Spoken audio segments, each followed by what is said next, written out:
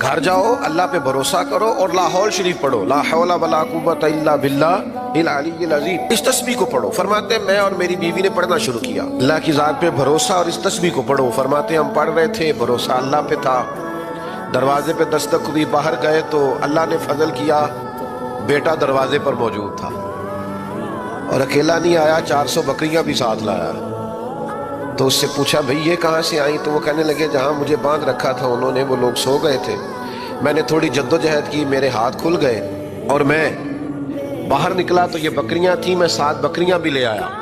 تو کہنے لگے ان کے والد چلو حضور کی بارگاہ میں جا کے پوچھتے ہیں کہ یہ ہمارے لیے جائز بھی ہے کہ ناجائز ہے، اگرچہ کافر کا مال ہے اور مال غنیمت۔